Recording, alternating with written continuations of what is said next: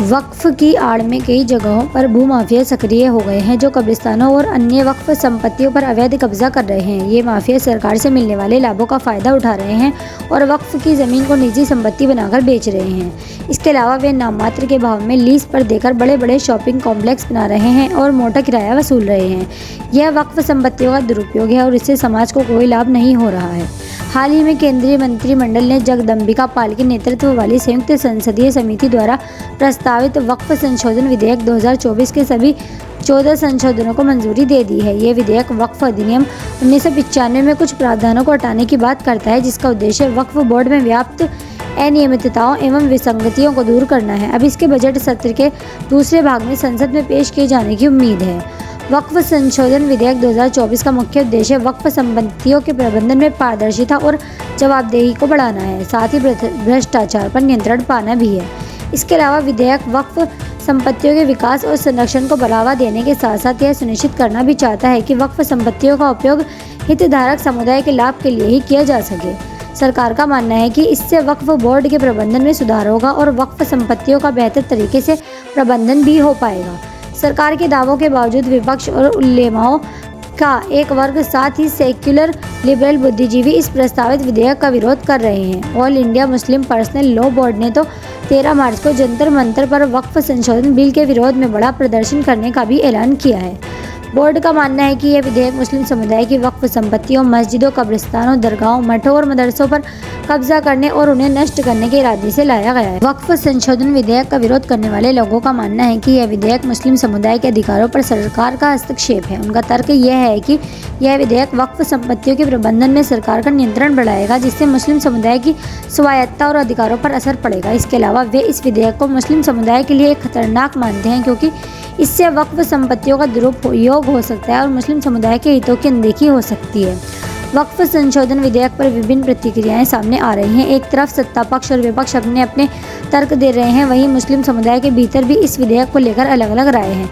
कुछ लोगों का मानना है कि यह विधेयक धार्मिक स्वतंत्रता और वक्फ संपत्तियों के प्रबंधन में हस्तक्षेप करता है। दूसरी ओर कुछ लोग इसे वक्फ संपत्तियों के प्रबंधन में सुधार के लिए एक आवश्यक कदम मानते हैं।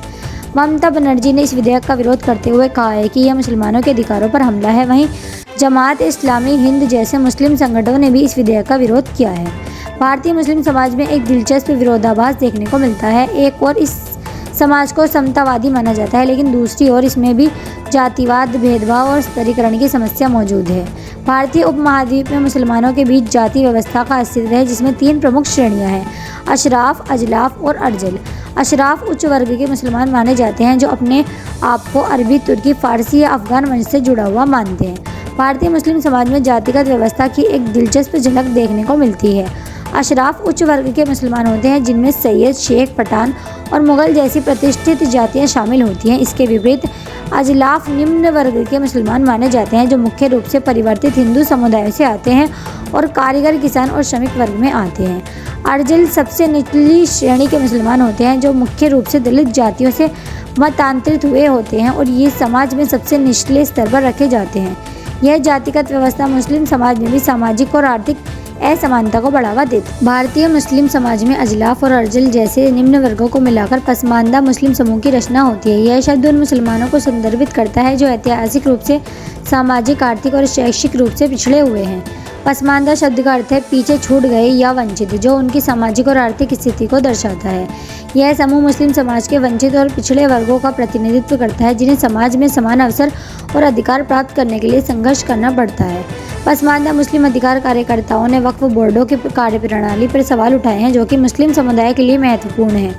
उनका मानना है कि वक्फ संशोधन बिल से वक्फ की संपत्तियों के प्रबंधन में पारदर्शिता आएगी और गरीब मुसलमानों को वक्फ के विवादों से मुक्ति मिलेगी। यह बिल वक्फ बोर्डों की संरचना में बदलाव करता है, जिससे गैर मुस्लिम सदस्यों को भी शामिल किया जा सके।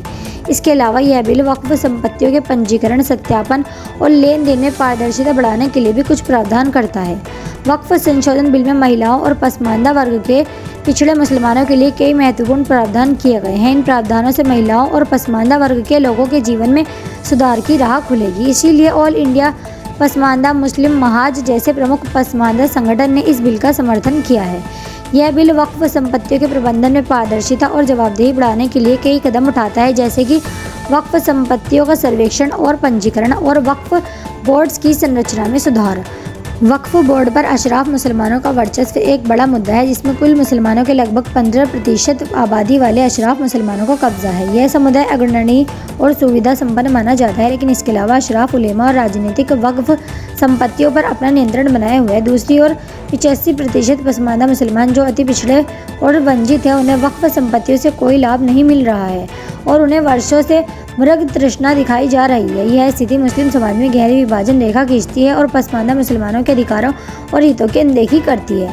वक्फ संशोधन बिल का विरोध करने वाले मौलाना अरशद मदनी और उनके समर्थकों की दलीलें भी स्वार्थपूर्ण ही लगती हैं, क्योंकि उनका इतिहास पसमानदा मुसलमानों के हित में काम करने का ही नहीं है, बल्कि उन्होंने अपने फ़ायदे के लिए ही उनका इस्तेमाल किया है। अब सरकार वक्फ संशोधन बिल लाकर कुछ सकारात्मक बदलाव करने की कोशिश कर रही है, लेकिन ये लोग सरकार के खिलाफ ही अभियान चला रहे हैं। पसमानदा आंदोलन से जुड़े अधिकतर लोगों का मानना है कि वक्फ से संबंधित संपत्तियों के निर्णय पसमानदा मुसलमानों के हित में है।